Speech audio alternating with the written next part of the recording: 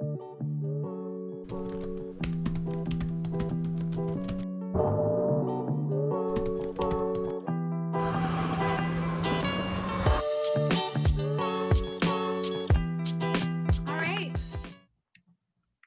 everybody. We're excited you're here for our Canvas PD series, and hopefully someone can slide in the chat here. We have our bit.ly for our slide deck.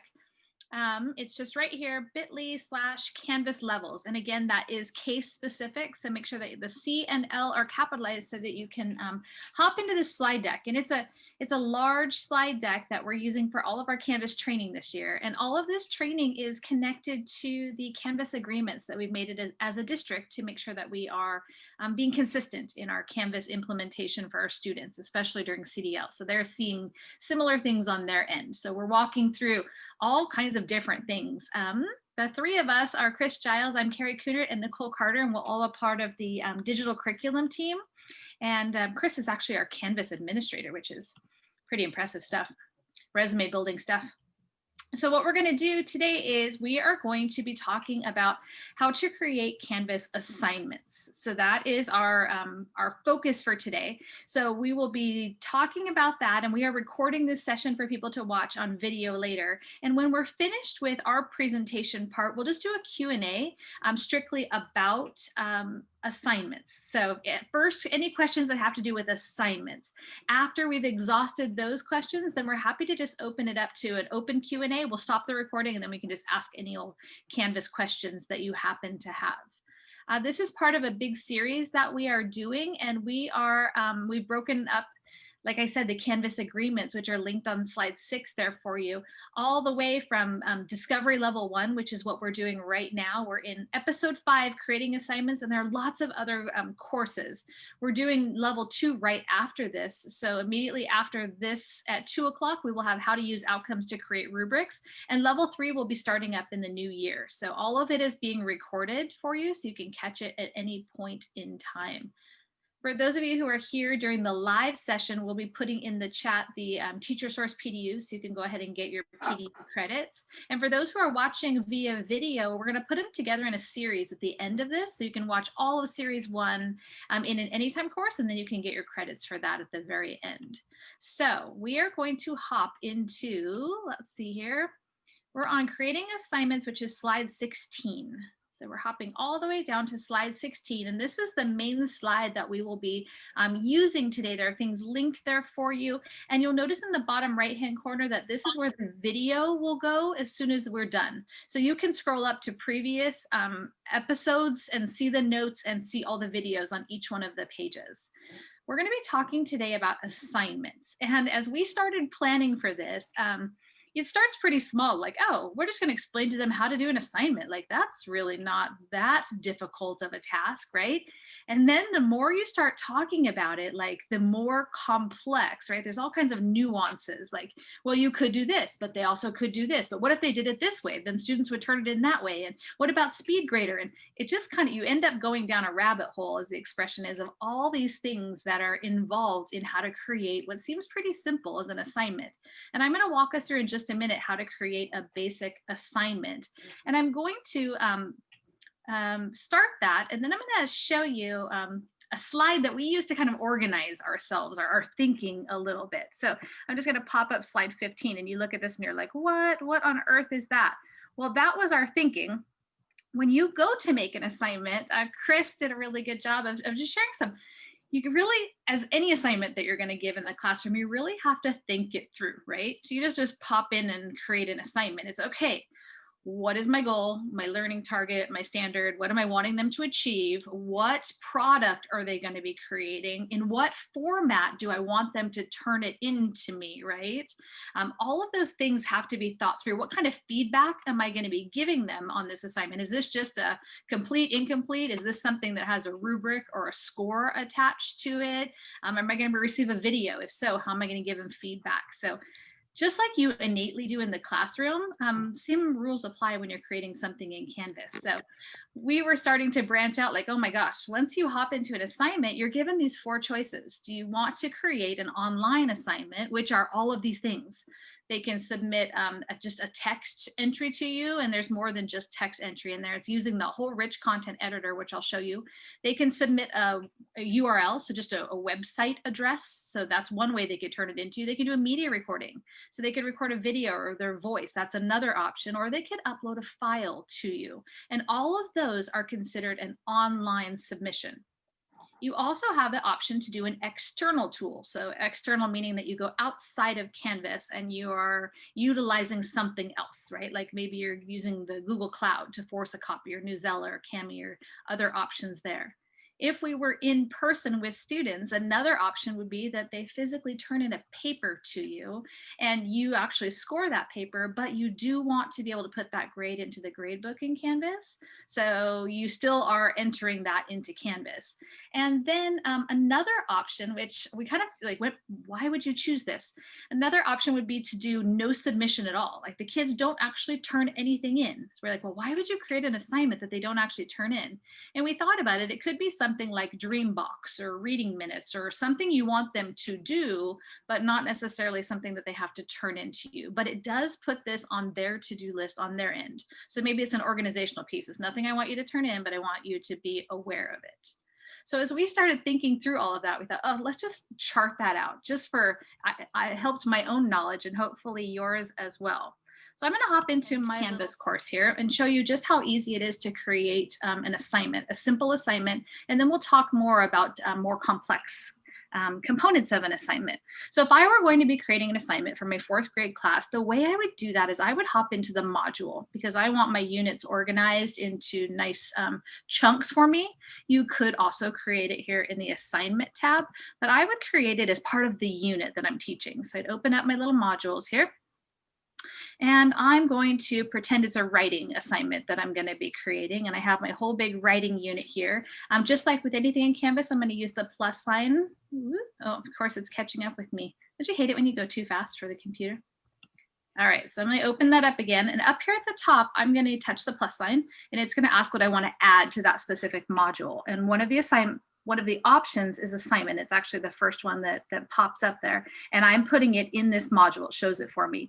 I can right here select that I want to call it a new assignment, and I'm just going to call it sample, right? I have the option to indent, which I happen to like to do so that if someone did view it from the module view, it's kind of more organized like an outline. So I will go ahead and say, yes, I want to indent it, and I'm going to add that. And you'll notice that there's this module that I'm building in, it's going to slide it all the way to the bottom. So I'm going to go all the way to the bottom. And while I'm going down to the bottom, you can see the indentation difference. So this title right here has not been indented. This is indented 1 level. This is indented 2 levels. And these two go together, which is why we grouped them that way.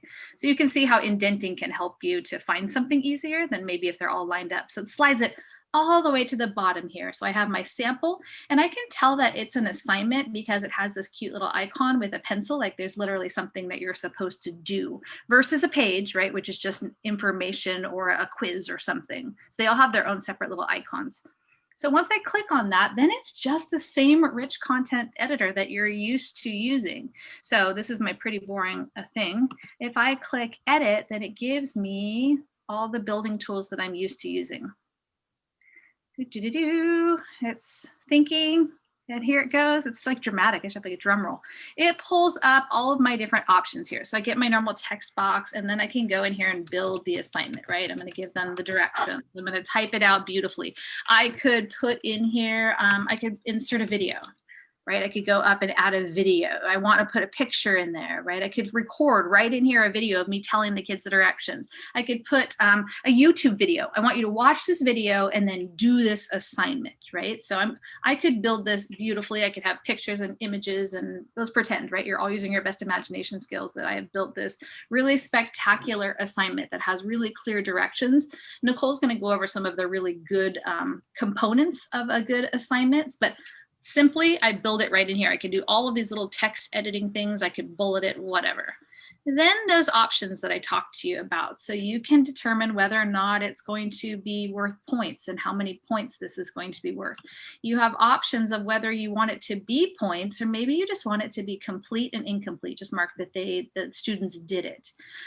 There's fancy things there. You want to give it a specific letter grade or put it on a GPA scale or percentage, all kinds of options that you have.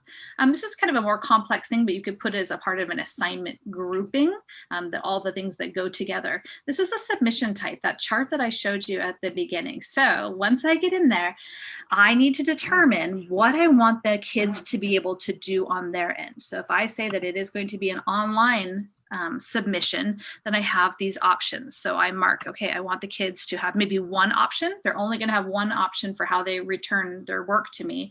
Or perhaps I want it to be more choice. Okay, I don't care how you turn it into me, just whatever works for you. Maybe it's a choice board or something, and they have multiple options. Here you go. I'm giving them, the sky's the limit. You need to turn in your work to me in some fashion. So how you set that up is how they're going to have options on their end to submit it to you. How many times I'm allowing them to do that submission? Is it a one and done, or can they return and do it multiple times? Is it a group project or the singular project? And peer reviews is something that we'll go over a different session. That's assigning like a specific person to go through and look at your work for you. Who's it going to be assigned to? And this part is part of our Canvas agreements. Specifically, when is the due date for this assignment? So what is the day that it is due? And it just pulls up a little calendar. When you generate an assignment, it puts it on the student's calendar as well, that they can see for that course. And there's also a window of when this assignment is available for them. Yes, I know it's not due till next Friday, but I want it available from this date to this date so they can see it and they have access to it. If I go ahead and save, it's going to build that beautiful assignment that I just created. And as a reminder, it will not be published for students, right? So there's my awesome assignment. And if I had student submissions over here on the right, it would give me the option to go to SpeedGrader to look at their work and give them feedback. But I don't obviously have any students who have submitted anything in there yet to me. So those are the basics for how to create an assignment. So I'm going to pass the baton, and we'll talk on our agenda here about some more specifics about different submission types, Turnitin, and how to build a really good assignment. So, hey friends, I'm glad that Carrie showed you the first slide, because like we mentioned earlier, like there is a lot to go into creating assignments. So what I want to show you just briefly is when you are creating assignments, there are some very specific things that you can create and tag. And I'm not going to show you all those assignments, but I will go ahead and go to my first assignment. If you are a middle school, high school teacher, you have access to what's called Turnitin, which is basically a fantastic tool that allows you to know if students are plagiarizing. It will also allow you to have students check their own spelling and grammar. And again, the reason why I say this is middle school or high school only is because it's kind of a pricey product, and mostly, to be honest, it's mostly our middle school and high school teachers who've been looking at that and using that tool. But in any case, I want to show you how we're creating it. So the first thing I did was I just created an assignment. I'm just calling it the submit with text and turn it in just so you can see what the assignment's called. I'm going to go ahead and click on edit because it's kind of like a cooking show. I already started the process, and so we'll go into the rest of the process. I am using the new rich content editor, which again, we mentioned will basically be fully enforced in January. Not my timeline, this is really Canvas's timeline. But basically it just means the buttons have been changed, and I just want my students to submit your work. That's it, that's all my assignment is going to be. This is not going to be an amazing, beautifully designed product. Submit your work, come down here, this is where I can choose my point value. I'm going to say it's at a 4. If you're organized like I am, I try to keep my assignments in different groups, and you can create assignment groups based on your targets if you want to. You don't have to. And then finally, I can display his points. I'm going to leave his points. But this is where it gets to be really important. As Carrie mentioned beforehand, when you click from no submission to online, opens automatically what you have as far as options to have your students submit. And I feel like our conversation this morning, we had a work group this morning, and one of the things that came out from our conversation this morning was CDL is kind of, I don't want to say forcing, but giving teachers more opportunity to give their students more opportunities to submit other evidences of learning. In other words, it's not always a 5-paragraph essay. It's not always a written component. Students can submit a media recording. They can submit a video of them saying things. They can go ahead and submit websites. There's so much more submission types, which existed before, but we're pretty used to paper and pencil potentially. So when I choose my online, then I'm going to go ahead and choose the entry point. How are students submitting to me? When I create assignments, I always go through the same process. What is it my students are doing? What format are they going to submit it to me? And then how am I going to give them feedback? And so I think those things through, because what I'm going to go ahead and choose text entry just because I want it to be a very simple product. They're meaning they're only going to type in their answer. I'm going to come down here. As soon as you choose either text entry or at least a file upload, you'll notice right here, it says plagiarism review. Again, middle school and high school will have access to this. Our elementary friends will not. But once I do that, I'm going to go ahead and choose Turnitin. And this is what I love about Turnitin. Now I can decide what I want this tool to do. In other words, do I want it to exclude quoted materials? Do I want to enable transaction matching, which they just turned on? My favorite feature, enable grammar. I want my students to get feedback from Turnitin and identify where their grammar, spelling, and other types of mistakes are so that they can do a first draft, edit, and complete a final to me. And then you can go ahead and choose high school or UK, whatever you want. And when you're done, the beauty of this is that's it. I don't have to do this every single time. It's kind of like the default. Finally, come down here where it says assign to everybody. I'll put in the due date. So it's due tomorrow. I'll just say today. And I'm going to go ahead and hit save and publish. And what's awesome is that now as a student, I could go ahead and flip really quickly and go to that assignment. And then I could go ahead and start my entry and start typing. If I want to go ahead and copy and paste some text, which I don't think I have anything ready to go, but I can go ahead and submit.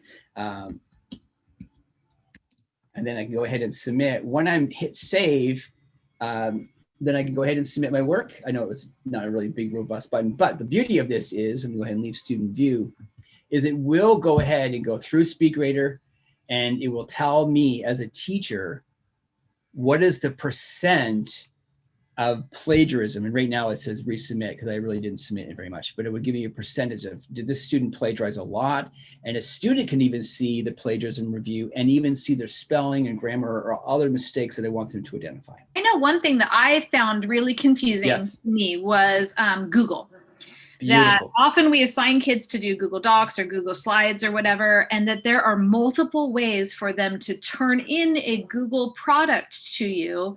And the way they turn it in depends on the function you have at the end. Like one option, they turn it in and it creates a PDF that I could write on, but I can't, it's not like a live document. There's a different way you can submit a live actual document where I could, so I thought that and I think if I'm okay, I'm going to go ahead and go click. I'll come back here. I'm not going to spend 10 seconds too much on it, but you all have access to this. And this is really important because Carrie had brought up a question. When I'm choosing my students to submit a Google document or a PDF, there are some thoughts that go into that. And so I'm going to show you what that looks like because this is a really important question. Again, it goes back to what my students are turning in, the format, and then if I'm going to give them feedback, how am I going to do that? And you can hear the lawnmowers outside. Sorry about that. So this is this simple assignment. And all I did was create it's just students will submit a Google document. Again, nothing fancy or schmancy.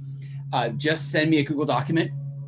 But where the real magic sauce is how they're submitting. Earlier, I showed you a text entry would allow them to just type in a response really quickly. Well, I want them to choose something from their Google document, from their Google Drive. And so I have to allow file upload because that's going to allow them to choose an assignment from their Google Drive and submit it to me. And now, like Carrie mentioned, the beauty of allowing file upload is this will allow my students to submit a Google document. And when it comes to me, I can now write on that assignment. And so this is an example. My daughter submitted this, and this is her work. It was a Google Doc, and she can go to it at any time and start fixing it and changing it. But when she submitted to me like a first draft, it came in as a PDF And now I can click on my pencil up here or my highlighter, and I can go ahead and circle or write and even make a note. Oh my gosh, what is this? And make that note right on her document, and I'll hit return. The beauty of this is I haven't destroyed her Google Doc. She could go back to her Google Doc and fix what I pointed out or even commented on. And here's the beauty of this. This is her as a student. A student can click on view feedback and look at, there's the feedback from me that I wrote on in the original PDF submitted version of the Google Doc. And then she could even say, what are you talking about? She could even go ahead and submit back to me her feedback, spelled it wrong, and then I could even see it. Watch this, I'll hit refresh. Here's her feedback right here. So when I'm using Google Drive and Google Documents, like Carrie mentioned, choosing a file upload allows the students to submit like effectively what I call a hard copy of that document. I can write all over it. If you are a teacher with an iPad Pro, you are going to kill it with your iPad Pro and SpeedGrader, like just out of the ballpark. And then my students can go back to the original Google document, make assessments, make fixes. And what's beautiful is they can resubmit it again, and Canvas will take the original and keep the original and show you the new one. So you could actually compare where they've submitted the original and where they've submitted the new one. Carrie, is that good? Or, I mean, I don't want to go too far, and help me with that. I think that's great. I just think that was helpful for me to see that there's different ways. Like if you want to give them access to the live Google Doc, right? Then you would submit it as a web URL, right? So they would give you, they'd copy and paste the web URL. Then you could hop in there and be live in their document and do all those commenting features in there as well. So like you have different options. Yep. The beauty is if you do choose website URL, here's the true beauty of Canvas and Google. If I choose website URL, my students don't actually have to copy the URL, which is awesome. They just actually hit submit link, not submit. And this is an example of a live Google document in SpeedGrader. I'm making notes over here in SpeedGrader. These are my comments back here in SpeedGrader. But over here, this is the live Google document that students submitted. And I can make comments on the live doc after they have basically allowed me to make comments. It comes in automatically, but they have to change the permission to allow me to edit. And that is where I could potentially look at a live document students are writing on, make comments on it. Now I am doing this on their document versus on the PDF. So that's the big difference. And then the last, Chris, if you have created a Google Doc, like a template or something, and you want to send that out to your students, you would do that through an external tool, correct? Right. And so here's an example of an assignment where I created the assignment, and what you're seeing here below is the Google document I've created for my students. It's a template. And when I create my assignment, I'll go click edit. Instead of it being right here, typically online, I'm choosing external tool. And in Canvas, we have what's called, I'll scroll down, Google Cloud Docs assignment. And what that does is it pulls the template that I built for my kids, for my students, attaches it. And the beauty is, I'll hit cancel.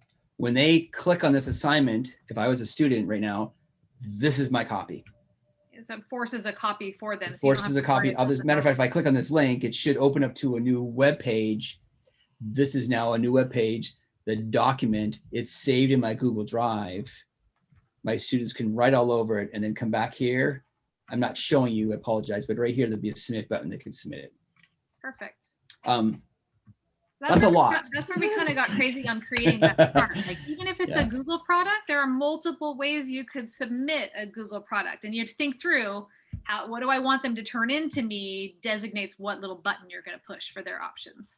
So I think it's okay to keep it simple. It's okay to accept some work as a PDF. You know, I get the need to do the live, and I don't disagree with that. It's just that we'll keep it simple for our students. Okay, I'm going to jump in, and I'm glad that I was kind of watching our time, because the plan for me has now changed because we're about 25 minutes in. And that's okay, because the whole time you guys were talking, I was like furiously doing my updates to something we were going to do live, so I can at least show you what I would do instead. It will make sense in a minute.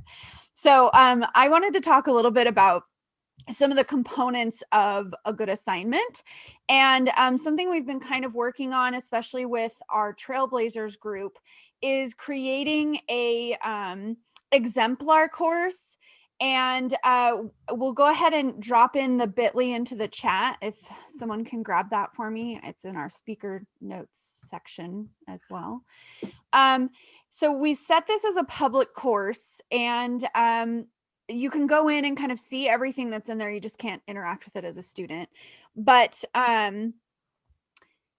if you want access to any of the information that's in here, I think our plan is that we'll upload the modules to the Canvas Commons, and then you can pull from there. I think anyone that we put into this course moving forward, you'll come in as a student so you can experience what it might be like, but it's just a way for us to highlight some of the things that teachers are making in our district, or things that we find from any of our other trainings, or we constantly are going through the Canvas Commons to try and find items.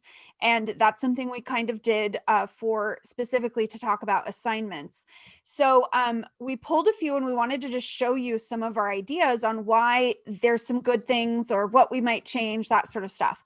So this is an example of a book talk assignment. And I think when we're I'll go back here, when we're talking about some of the components of a good assignment, concise, bulleted directions, make sure you're giving adequate instructions to students, if at all possible, listing your expectations and/or a rubric, and it should be visually appealing. We've talked a lot in any of our PDs about the importance of lesson design, and that we as teachers are now kind of graphic designers. Our students are really savvy consumers of information, and if you give them just 12-point font Times New Roman black text on a white screen, like, there's a reason they're disengaging from the content. So we have to kind of rethink that. With our new rich text editor features, you actually get more options in terms of fonts and colors. I don't know if you noticed right here, that's a different font. We've got more font choices in Canvas, so that's exciting. But to come back here, you'll notice that we do have some bulleted pieces. There's at least one image to kind of grab our attention, and very specific directions. So this is a great first step, in my opinion. One thing to note when you are doing any kind of editing within this feature, something to point out, you do have a word count. So I pay attention to that. I don't know if any of you that are with us pay attention to that. I try and keep any of my directions under 300 words. So, I mean, just knowing that that's there is a good thing. The other thing, if you haven't noticed this, I hate the default, but I always drag this down so that I can see more of the screen. Additionally, another thing that I tend to do is the 12-point font.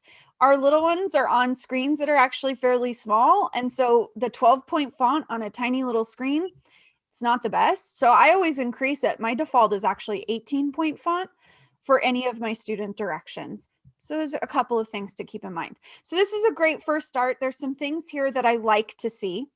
Here's another example coming from one of our teachers within Beaverton.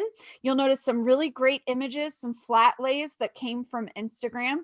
That's kind of, and those are actually examples, because this is what they want the students to do, is to create a flat lay, a book bento.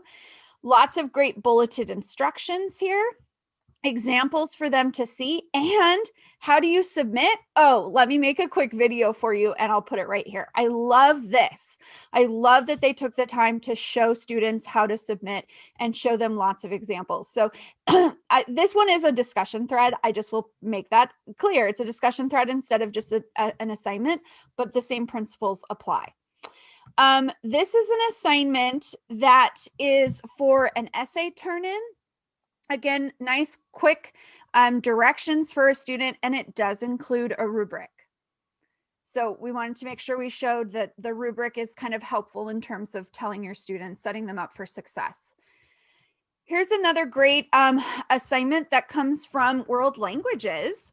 And there's a lot here. There's a lot to be to enjoy. So lots of images, really quick instructions, and a rubric as well. So really kind of grabbing your students' attention and setting them up for success.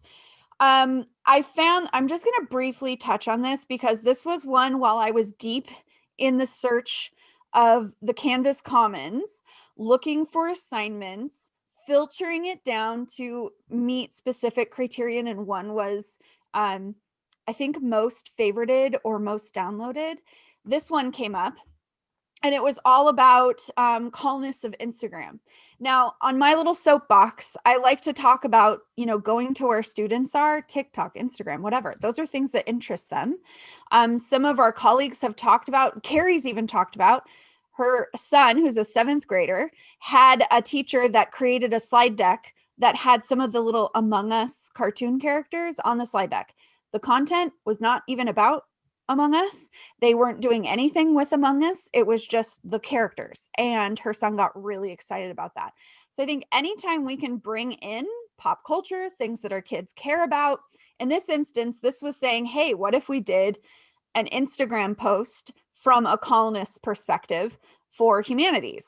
I think that's great. That pulls me in. But there's a lot here that I would change or do. And so our thought was I would go through this with you live and talk about what my thought process would be to change this up a little bit, but we kind of don't have any time. So I wanted to show you some things that I was thinking about. The first thing, I originally started thinking about an equity lens. Yes, we still talk about colonists. We still talk about that whole section of our history, but also thinking in terms of whose voice isn't represented and having our students, take a critical look at that. And I was taking a critical look at how I would readjust this assignment, right? So here's what I ended up doing. So first I said, well, what if the colonists or natives at that time had Instagram? I also was like, I know, and Carrie and I were both talking about it. We knew that there was a slide deck out there that was a template for Instagram. The original version of this, if I come back here, it's got a few instructions. I don't really know what's happening here, and I'll show you what I ended up doing with it. And then it talks about how to submit, and it does give you an example. Well, here's their example, which is okay, but it's just like a PDF. And when we know that there is an example Instagram, that Instagram template from Google Slides, I just went ahead and grabbed this, made it a template because I'm going to ask them to do 4 examples. So there's 4 options here. And then this one has more instructions on what they could do down at the bottom. So if I go back to how I edited this, so I put an example in at the top. I changed the wording around so it wasn't just English, but you had English settlers, that you could choose Native Americans from that region. I gave a little map, adjusted some of the wording here. But then I'm going to go back to my original. This weird conglomeration of stuff, I don't know what it is, and it's got some weird formatting. I don't know if anyone else is noticing that or if it's just me. I turned it into a rubric. I took the words, figured out where he was like kind of going with it, and popped it into a rubric. Now, I didn't make this a rubric within Canvas. I just copied and pasted it into a table onto the directions in the rich text editor. Now, I could go a step further and make this into an actual rubric. I just didn't have enough time. And then added, that you will be presenting this to class. Now, knowing that I'm presenting this to class, immediately as I saw that at the very bottom of this assignment, right here, this project will be presented to class, I immediately thought, well, why is this an assignment? It probably should be a discussion thread so that kids can interact and leave comments back and forth to each other. Now, it could be something maybe you're presenting live within a Zoom, which also I think would be an amazing thing to do. But that's immediately in my thought process was like, if this is an assignment, then I'm the only one as the teacher that's going to be able to see it, unless I turn on peer review. So that was a little bit of my thought process as I kind of went through and thought, again, this grabbed me from the Commons because it talks about, creating Instagram posts. It grabbed me. I thought this could be engaging, but there was quite a bit more I think we could have done to it to make it hit some of those notes in terms of what makes a good assignment and being really clear. And you contrast those with mine. I'm just doing text, and I love that Nicole saying, like, just bump it up a bit. And I think this is fantastic. I love it. And I mean, I'll be transparent. I found this, when we started prepping for this a few days ago, I hadn't touched it until just now, and I was watching our time. So as soon as Carrie started her brief introduction is when I started making this. So it, I found it on the Commons, and then I put 10, 15 minutes of extra work into it to get to this. Okay. So I think that would be kind of hitting all of our core pieces. So if you have any additional questions that are on creating assignments in Canvas, now would be the time.